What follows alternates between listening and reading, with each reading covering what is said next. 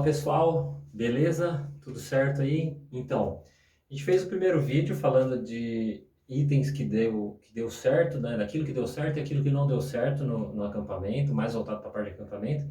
E aí a gente ficou de colocar também as nossas impressões mais para a parte de corrida. E também falando um pouco de treinamento, aquilo que a gente acha que deu certo, aquilo que não deu certo, o que nós faríamos de diferente. E também de equipamento de corrida, assim, o que a gente avaliou que para aquele terreno, para aquela condição climática funcionou e para aquilo que não funcionou, né? Acho que o ponto principal que a gente comentou muito lá durante o acampamento era a parte de clima, né? Sim, Tudo depende do clima, sim, tudo. Então assim, o que a gente levou deu muito certo, já para dar um resumão aí, um spoiler, mas porque a gente também deu sorte com a questão da condição climática, né? Então vamos lá. Falando assim de uma maneira geral da prova, né? Nessa edição aconteceu em Vila Langostura, antes tinha sido em São Martin de Los Andes, já foi em Pucón também, já foi em Bariloche. É tudo Patagônia, mas muda alguma coisa de um lugar para o outro, sempre acaba mudando. E em Vila Langostura, as montanhas não são tão altas como em outras regiões, tá? Você tem ali 1.800, 1.900 metros de elevação máxima, algo como Campos do Jordão, não muda muito assim. Mas o clima é muito ao sul, né, do continente, então é frio. A diferença é que é bem mais frio que Campos do Jordão, mesmo no verão. Então faz frio. E aí aqui, o que a gente fala da condição climática, assim, você tem que ficar muito atento em relação ao clima, sabe? Ficar de olho na previsão do tempo para ver o que você vai levar. E aí, dica número um, você deve levar coisas para uma condição climática adversa, tipo chuva. Não necessariamente você vai levar para o acampamento. Você leva na sua bagagem, despachada. E aí, se você for ver que na previsão do tempo não vai fazer chuva, não vai ter chuva, você deixa no seu hotel. Capa de chuva, jaqueta impermeável, tênis Gore-Tex, entendeu? Essas questões. Agora, se você vê que vai chover, você põe na sua mala, naquela mala de acampamento, né? isso que você despacha, né? É. Que você manda do caminhão para ir para os acampamentos. No nosso caso, a gente deu sorte porque, embora fossem manhãs e noites muito frias, eram tardes muito quentes, o que permitiu que a gente reutilizasse os equipamentos, pelos tênis. Então, assim, no meu caso, eu tinha levado um tênis principal, que é esse New Balance, o Hierro, e eu tinha levado um de reserva, porque eu pensei na possibilidade de molhar esse tênis no primeiro dia e ele não secar a tempo do segundo dia. Mas o que acabou acontecendo foi que, como as tardes elas eram quentes e o sol lá vai até quase 10 da noite, eu chegava no acampamento, lavava o meu tênis e no dia seguinte ele estava pronto para eu usar. Eu acabei usando ele os 3 dias, né? Já o Felipe levou mais de um tênis, né? Agora, quanto a ele dar certo ou não dar certo, o que que aconteceu? Eu escorreguei no primeiro dia com ele, caí 2 vezes lá naquela areia vulcânica. Não são tombos, assim, duros, eles são tranquilos, assim, você não chega a machucar, mas só que eu achei que ele escorregou um pouco.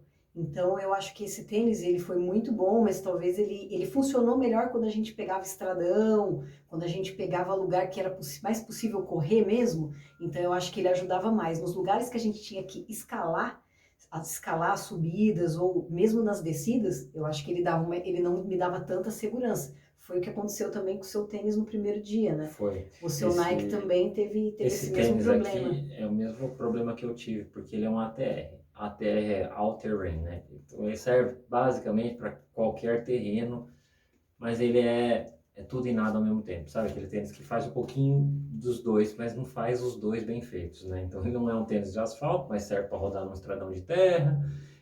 Não é um tênis de trilha molhada, mas também dá uma segurada. Sim. Mas se for uma condição mais extrema, aí ele não executa, entendeu? Que é o que a gente vivenciou, por exemplo, nas descidas. Eu vivenciei algo semelhante porque eu larguei com esse tênis aqui. Esse é um Pegasus Trail 3. Ele é ATR também. Não Bem tem, parecido com não tem o da grampos. New Tem Balance. uma biqueira aqui e tal, tem um solado mediano, né? Não é um grip alto. E o que acontece? Esse tênis também não me deu segurança em descida. Você caiu também, acho Eu, que eu caí, Eu não sou uma pessoa de cair, normalmente não caio. E eu caí por quê? Porque ele, de certa maneira, ele me abalava a minha confiança na descida. Como ele escorregava, e as descidas são muito perigosas, eu escorreguei uma hora com ele, porque ele faltou gripe, e ele é muito alto. Não combina. Pro meu estilo, pro que eu acho, não combina. Eu acho que tem que ter amortecimento, tem que ser desconfortável, isso lógico é muito pessoal, mas eu achei um pouco alto demais, ele sambava às vezes, sabe? Ele balançava, ele queria virar o meu tornozelo. Imagina um tênis com essa espessura aqui de entressola ainda enfiando num tanto assim de areia. Era um E é negócio uma areia esquisito. grossa, É. vulcânica, né? Era uma areia que você afunda como se fosse uma areia movediça, vai assim até no meio da canela, assim, E eu aquela areia, né? molhei ele no primeiro dia e ele vira um tijolo, porque ele é um ATR, não é característica dele molhar. Até porque tem a versão do Pegasus 3 Gore-Tex, que é impermeável. Então não é um defeito do tênis, o defeito foi eu ter levado, né? É um erro meu. Então isso aqui é algo que eu não deu certo. Por que que eu levei? Porque eu usei muito no treino. E ele é confortável, mas eu usei em estradão, né? Aqui em Campinas a gente não tem trilhas como tem lá em Vila Langostura. Então ele me dava muito conforto, panturrilhas, assim. Basicamente porque a gente treinou em Joaquim Egídio, que foi onde a gente treinou, ele é excelente, Ele né? é. O meu também. Quer dizer, ele funcionou super bem, mas lá na hora, nos momentos extremos, ele deixou um pouquinho a desejar. Então, talvez numa próxima oportunidade eu pensaria melhor no modelo de tênis aí para evitar, principalmente essa parte de descida, que eu acho que as descidas elas eram os momentos mais críticos da corrida, nos 3 dias, assim, muito pior do que você subir era a hora de descer realmente, era o momento que você ficava mais inseguro. É. E aí, pegando a parte aqui de tênis, para fechar, esse aqui foi um outro que eu usei no último dia. Eu deixei ele para o último dia porque durante os treinamentos ele pegava um pouco minha panturrilha.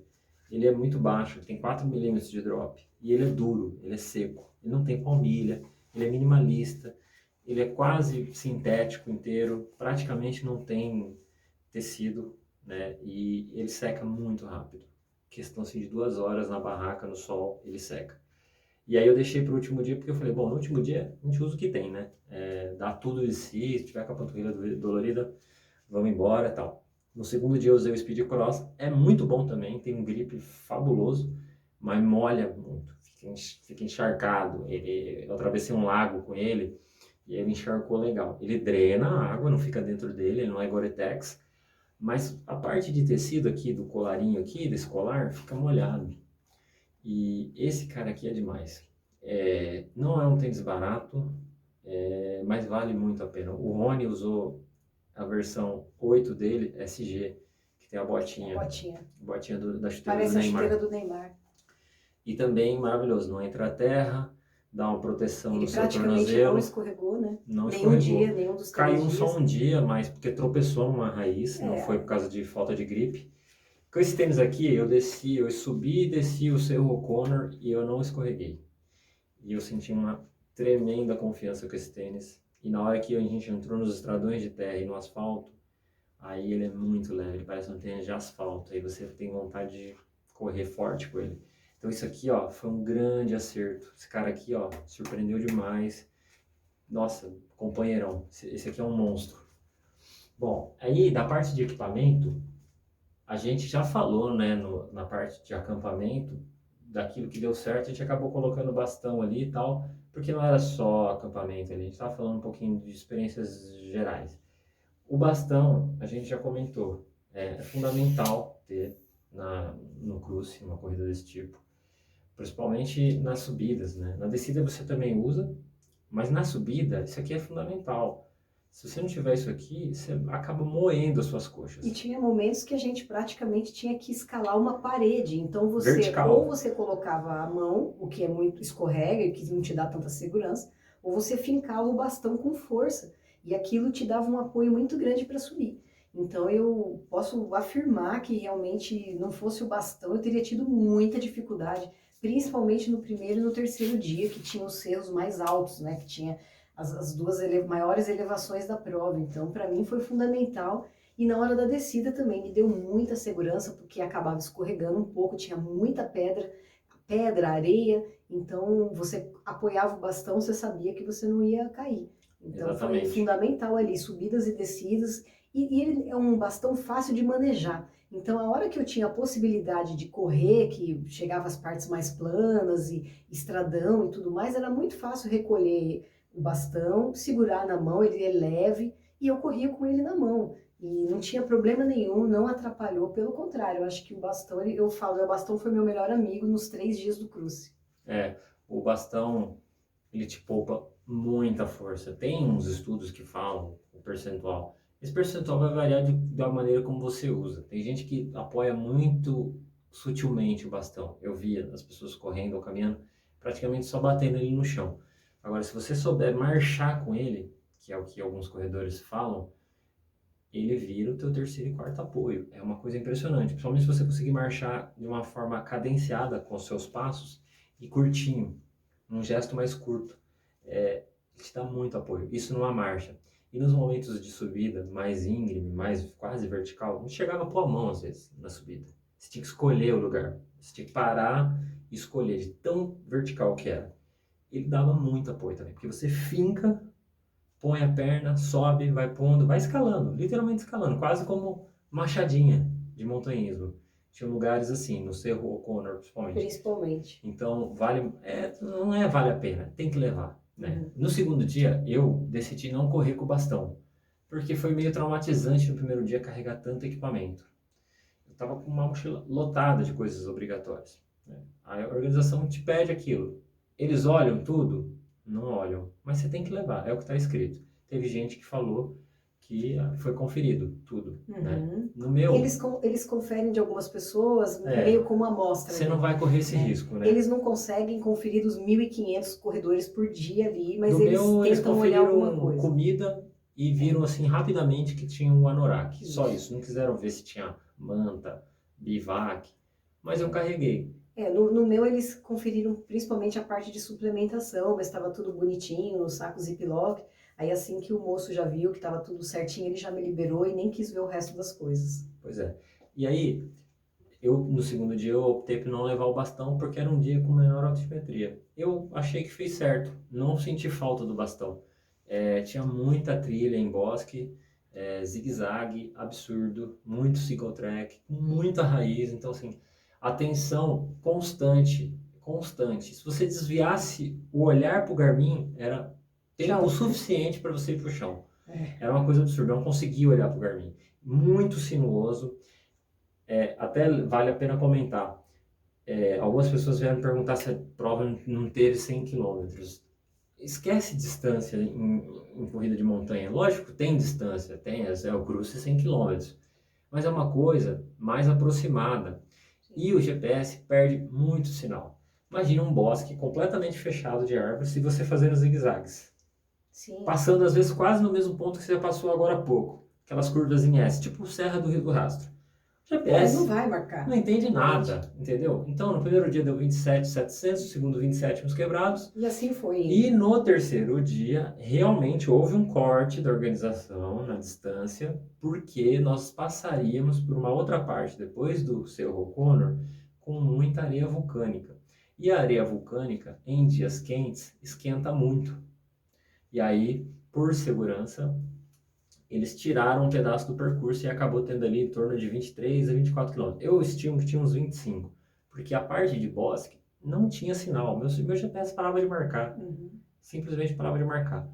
E aí, eles fazem isso acertadamente, ao meu ver, por questão de segurança. Tanto que no grupo 4, que é o último grupo, caiu uma tormenta, né, de madrugada. Nós já tínhamos terminado a prova, a gente estava dormindo no nosso hotel, e aí caiu aquela chuva forte, com trovão, e a gente acordou e pensou, poxa, o pessoal Como que eles vão subir o Cerro Condor? Como que eles vão subir aquele Foi Cerro a primeira Condor? coisa que a gente pensou, porque ele é muito difícil mesmo, muito técnico, muito duro, lento, então... E aí a gente foi para a largada, para a chegada. Para ver o pessoal chegando, né, do grupo 4. E aí a organização avisou que tinha mudado o percurso, tinha optado por um plano B lá, né? Cortado um pedaço do Cerro Condor, não sei se eles foram para o Cerro Baio de novo, por questão de segurança. E eles esperaram a chuva passar. E lá na Patagônia, assim, vem a tormenta, abre um solzão depois.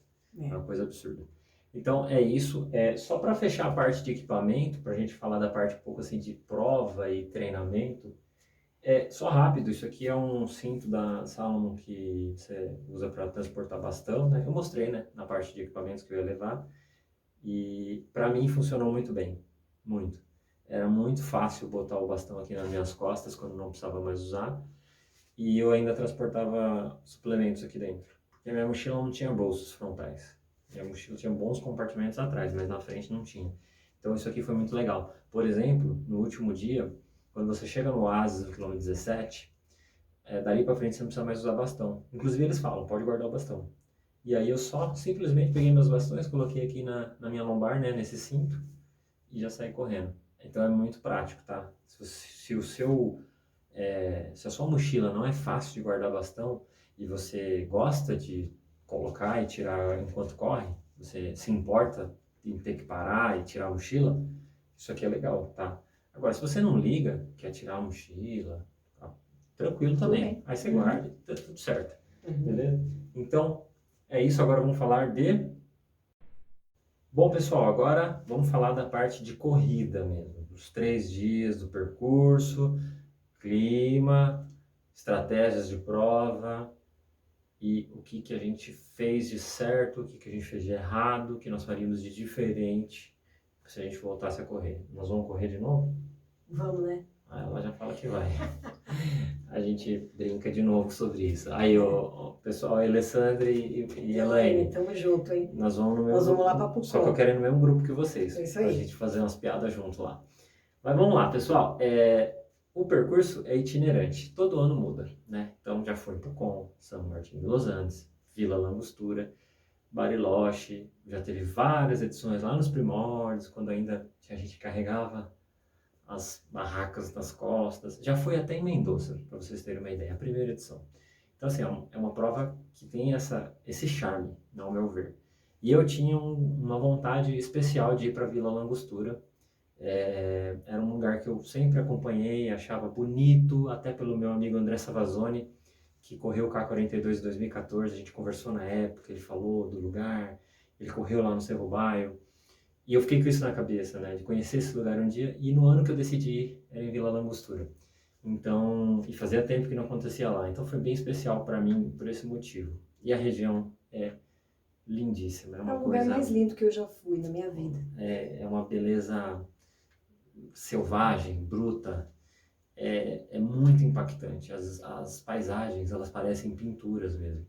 E não é só a gente que acha isso, né? A gente subiu lá no Cerro Campanário, em Bariloche, e aquela vista, ela já foi eleita uma das 7 vistas mais bonitas do mundo em concursos de fotografia. E realmente é uma coisa que você não consegue descrever de beleza, assim. É realmente algo muito bonito e a gente precisa valorizar o que a gente tem aqui na América do Sul, porque está muito perto da gente. Bom, ela é itinerante, esse ano foi lá. As montanhas de Vila Langostura não são tão altas como na parte das cordilheiras, né? A gente está bem perto das cordilheiras ali, mas a corrida ela acontece nos cerros, nas montanhas mesmo da cidade. Então tem montanhas ali que tem 1.800, 1.900 metros de altitude, né? Algo como Campos do Jordão. Então não é rarefeito, não tem essas preocupações, né? Como tem, por exemplo, no Raid, que eles correm lá em Jujuçai, lá em Ruruçai, lá no norte ali da Argentina, com 2.800, 3.000 metros de altitude. Aí sim, você já tem efeito aí de rarefeito. Mas nesse caso nosso não. Então, nem eu não senti nada de dificuldade de respiração, então essa parte é tranquila. O percurso muda, então o que a gente fala de como se preparar, de uma maneira geral, não vai mudar a preparação, porque a região é a mesma, Patagônia, são basicamente os mesmos tipos de altimetria que você vai pegar, são bosques, né? A região da Patagônia tem muito bosque. Por quê? Porque para muita umidade ali, que não consegue transpor a cordilheira. E aí isso provoca muita precipitação, chove e então produz bastante essa parte verde, é muito bonito. Então isso dá um charme, porque não é só árido, tem umas partes de deserto, de repente você vê bosque verde, aí aquele lago azul turquesa com esmeralda, cerro com neve em cima, uma loucura aquilo, né, de beleza, assim, de mudança. Então, a parte de treino, o que você fizer para pensando em correr em Vila Langostura ou Pucon ou São Martin, não vai mudar. O que a gente pode falar que deu assim certo é treinar logicamente musculação, né? Sim. Acho que é uma parte assim fundamental. Você precisa estar forte, né? Sim, trabalhar muito a parte de estabilidade articular, porque realmente é uma prova que castiga demais as articulações, né? Joelho, tornozelo, quadril, então trabalhar muito a parte de estabilidade articular, além do fortalecimento também, É, porque acaba castigando demais a musculatura, principalmente a parte das descidas, né? com São muito certeza. agressivas. É, essa parte de descida, lógico que se você fizer um bom trabalho de musculação, vai te ajudar, né, em tudo. Vai te ajudar nessa questão de equilíbrio, estabilidade articular, né? Você vira o pé o tempo todo lá, você tem um trabalho absurdo de tornozelo, e joelho o tempo todo. Agora, o que eu vejo é que a musculação não vai garantir que você, por exemplo, não tenha dores Sim. nas descidas, né? Porque ali o que que é? É realmente martelada na sua coxa. Por mais treinado que você esteja, você tem que entender que você vai ter que lidar com o desconforto muscular. Porque diferente de uma maratona, de uma prova que você faz o volume todo de uma vez, vai embora para o seu hotel e faz a recuperação, lá você não tem esse período de recuperação, né? O próprio ambiente do acampamento, ele não é um ambiente adequado de uma recuperação pós 30 quilômetros na montanha. Então, por mais treinado que você tiver, você vai ter essa carga extra de cansaço, vai ter a musculatura cansada. Então eu acho que é bom já lidar com isso mesmo. Saber que você vai estar cansado no segundo dia e pior ainda no terceiro dia. Exato. E aí tentar fazer durante o treino as coisas que minimizem isso e que te preparem para isso. Como treinar em dias seguidos, que é o que você vai fazendo na hora, né? Trabalhar com volume um pouco alto. Não adianta você fazer um treino de 10 quilômetros e ir embora. Quer dizer, você vai ter que trabalhar ali 25 quilômetros, ou mesmo por tempo, se for para montanha, treinar ali 3 horas, 4 horas exposto por dia, ali em alguns finais de semana específicos, claro, você não precisa fazer isso todo final de semana, o seu corpo nem aguentaria uma carga tão grande, um volume tão alto assim de treino, mas colocar ali a cada 15, 20 dias, ter aí esses 3 dias seguidos de treino com um volume um pouco mais alto, para já ir se preparando. E claro que lá na hora você sempre dá aquele algo a mais, então o cansaço tudo vai se multiplicando.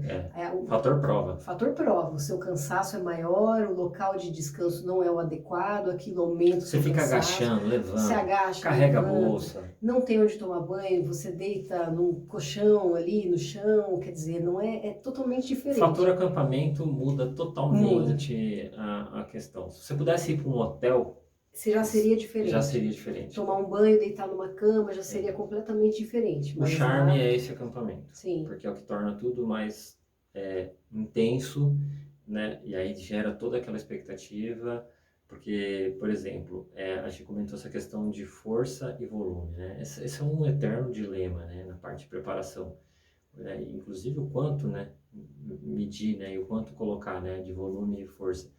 A gente, o Cruce era a nossa prova alvo esse ano. A gente se inscreveu no começo do ano. Então nós corremos algumas provas de médias distâncias durante o ano, meias maratonas, tudo. até porque a gente tinha poucas opções, assim, um Não ano tinha de o que pandemia fazer. ainda nem estava rolando as provas, né? E aí no meio do caminho entrou a Maratona do Rio. Sim, entrou porque também as próprias provas de montanha, que seriam mais específicas para o que a gente ia fazer, essas provas elas não aconteceram ou foram acontecer já muito perto do cruze.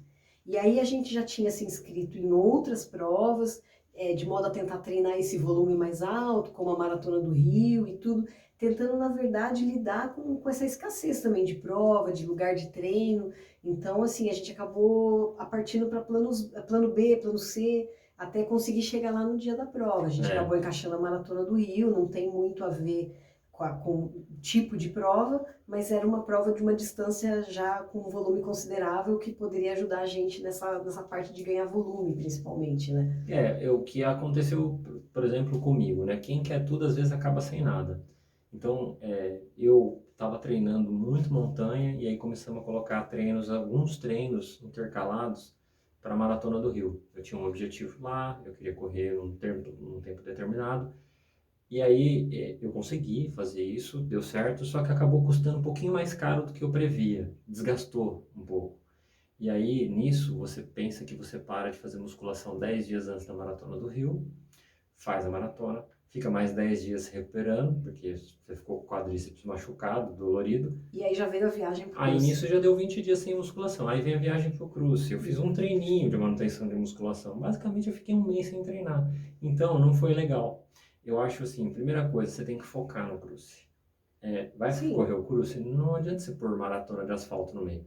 Põe um Mountain Dew, Sim. põe provas de montanha. Inicialmente a gente até gostaria de fazer isso, mas realmente a própria situação da pandemia e de tudo, das provas, a mudança de datas principalmente, provas que aconteciam geralmente em junho, julho, foram para outubro, novembro, e aí toda essa mudança de data e aí as provas a gente acabou que não conseguiu encaixar as provas de montanha, mas se fosse para sugerir alguma coisa, seria fazer as provas de montanha mesmo durante o ano, até para você usar o equipamento, usar a sua mochila, usar seu bastão, treinar, usar o tênis, ver se você gosta daquele tênis. Até a parte de suplementação também, experimentar algumas coisas, ver se você se sente bem. Então, o ideal mesmo seria já encaixar essas provas específicas durante o ano. E a gente não conseguiu fazer isso, né? Embora a gente tenha conseguido terminar super bem o Cruze, né, como experiência foi ótimo, mas eu acho que fica esse ponto que a gente poderia fazer melhor do que a gente fez, né? A gente fez o que estava ao nosso alcance, mas dá para melhorar bem essa parte de treino ainda se a gente colocar as coisas de uma forma mais específica. Exatamente. Então, o que eu não colocaria é uma prova de asfalto, principalmente competindo nessa prova. Talvez uma Mountain Dew, até uma distância alta, mas mais rodado. Sim. Você tem que ter muita maturidade para saber que você está indo lá meio que treinar nessa prova. Não dá para você querer tudo, é o que eu falei. Tem gente que consegue, mas a gente não é todo mundo. Então, você tem que respeitar o seu limite e do seu corpo. Porque senão, às vezes, você acaba machucando até na prova e você já pensou, você se frustra. Ou machuca antes de viajar para o Cruze, né? Uma prova que exige tanto planejamento, tanto esforço para chegar até lá. E aí, às vezes, você se machucar antes, né? O que a gente sentiu, isso acho que valeu para nós dois, é que a sensação física no primeiro dia, depois do primeiro dia de corrida, era um pouco além do que a gente esperava para o primeiro dia. Né? O que eu quero dizer, eu terminei muito dolorido no primeiro dia, mais do que o normal, do que eu estou acostumado a correr provas assim de montanha, de subida. E aí eu fiquei preocupado, porque eu fiquei com o quadríceps muito dolorido no primeiro dia. E eu nem forcei tanto, foi uma corrida bem cadenciada.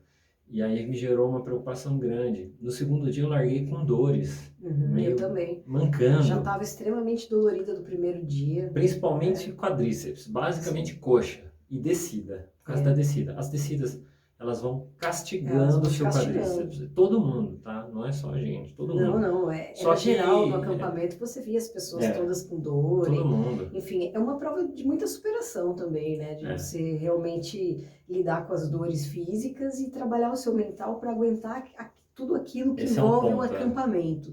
Né, que também é uma questão bem importante. Porque aí você larga no segundo dia com um único pensamento.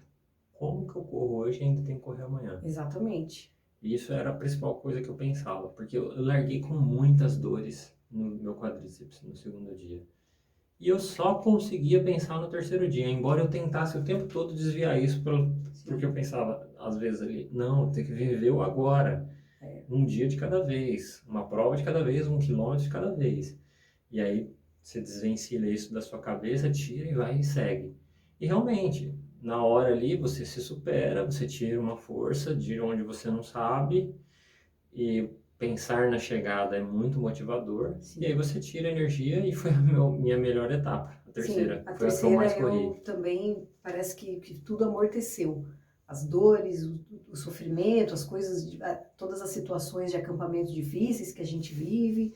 Eu acho que tudo passou e eu só me concentrei em uma única coisa, que eu precisava chegar na linha de chegada. Então, e aquilo foi o meu motor que me fez simplesmente abstrair tudo o que eu estava sentindo de dores, desconforto, cansaço, noites mal dormidas, né?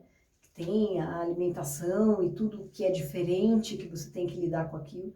E eu só pensava na linha de chegada e deu muito certo. Meu último dia também foi muito bom, até muito melhor que o segundo. Ah, é. Inclusive, foi o meu melhor dia, com Com certeza. certeza o terceiro foi o melhor dia. Então, é isso, gente. Se você planeja ir pro cruce um dia, se você quiser mandar uma mensagem pra gente, a Ah, gente pode mandar à tá, vontade. né? Se quiser perguntar alguma Vocês têm coisa. os nossos Instagrams aí Uhum. no começo do vídeo. Na descrição também vou deixar. Pode mandar mensagem por aqui, eu respondo. Se você planeja ir um dia e você gosta desse tipo de corrida, vale muito a pena, Vale. tá? Vale cada segundo, e prometo que você vai gostar Ou muito. inclusive o investimento, tá? Sim. Inicialmente pode parecer caro, é um valor alto? É, com Uhum. certeza é, né? Nós não estamos aqui falando que isso é barato. A inscrição custa em torno de US$ 650. Só que isso inclui 3 dias de corrida, 2 dias de acampamento com pensão completa, Uhum. café, almoço, merenda e janta. Sim. E é muita coisa. E o A principal que é o organização. que a corrida te oferece, que não tem preço Você vai nada passar no mundo por que te pague lugares, aquilo. inclusive propriedades particulares, você passa por uma estação de esqui, lugares que você não iria sozinho. Então, É. tudo isso tem que ser considerado. Então, se você planeja ir e gosta desse tipo, vai, se prepare e treine específico para ela. Não fique colocando um monte de prova no meio do Sim. caminho, principalmente de asfalto, porque Treina bastante vai perder mesmo. especificidade. Treine bastante, faça fortalecimento com vontade, com concentração e com, assim, com eficiência, E sabe? viva intensamente cada momento, porque a hora que chega lá, por mais difícil que seja, tudo acaba passando rápido. Faça E quando rápido. você se dá conta, aquilo ali acabou como um sonho. Então, viva cada mês que você passar de treino, a cada musculação que você fizer, cada treino de corrida, viva aquilo intensamente, tenha carinho no que você está fazendo, na hora de preparar seu equipamento, a sua roupa de treinar, seu tênis. Tenha carinho naquilo que você está fazendo mesmo. Curta a jornada. Curta essa jornada, porque a hora que você chegar lá vai ser muito rápido, né? E aí a hora que acabou, você vai falar, acabou. E aí dá aquela vontade de voltar. É incrível, maravilhoso, eu recomendo para todo mundo, mas se preparem bem, tanto a parte física quanto a mental, porque é uma prova realmente dura e exige bastante concentração, bastante treinamento e realmente bastante coração, principalmente. É isso aí. Bom, espero que você tenha gostado. Se você ficou com alguma dúvida em relação à viagem, até a parte logística, como que a gente fez para chegar, tudo que a gente não comentou, manda aí uma mensagem, Sim, escreve a e gente tal. responde. A gente responde. Se você achou que ficou faltando alguma coisa, também comente, que aí no próximo a gente dá uma melhorada. Uhum. É tudo feito de forma bem simples, Sim. tá? Com o Mas que a um gente bate-papo tem. mesmo, né? É Contando mais as nossas só experiências trocar mesmo. ideias, tá? Então, um abração, até a próxima e tchau, tchau.